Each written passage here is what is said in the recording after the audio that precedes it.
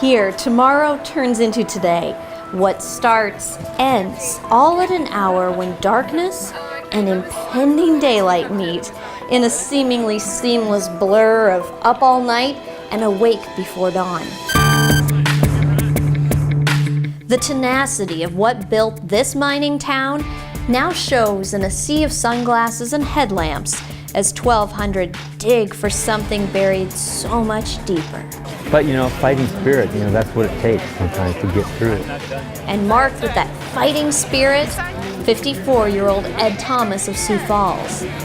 The 31st Leadville Trail 100 run, yes, 100 miles, the famous and infamous race across the sky. He hopes his first 100-miler comes full circle in 25 hours. At the first check-in, Ed cruises in 18 minutes earlier than his 8-page plan planned for. I'm golden, but I'm feeling good, so a little ahead of pace. Let's see, it's a beautiful morning.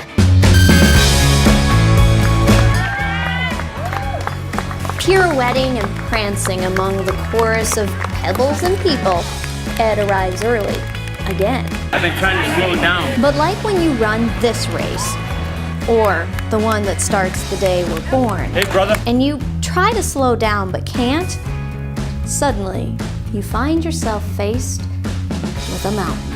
And do you really want to know the story? I mean, why I started running? The former high school wrestler starts to run in June 2010 because he wanted to grapple with what his son would face as he entered rehab.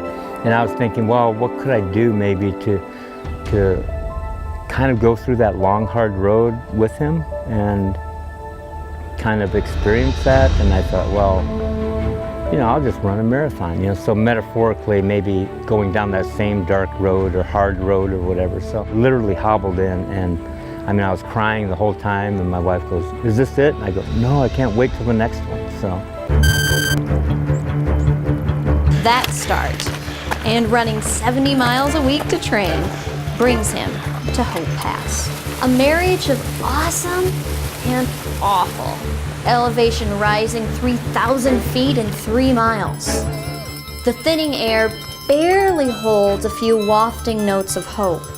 Runners, now walkers, make their way up as the few who will finish first, they start back down along with the sun.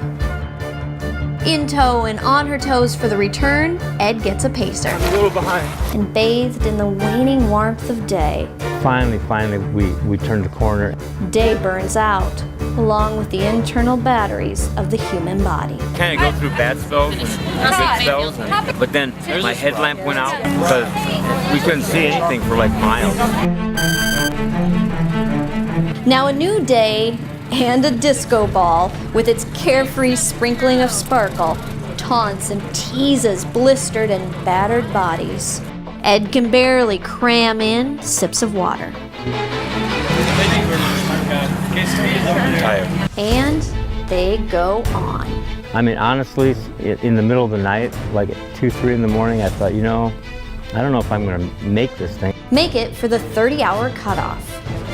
It never crossed my mind that I was going to quit. Yet through the darkness and the doubt, because something got me through that night. I don't know what. Night gives rise to day. It's not that long.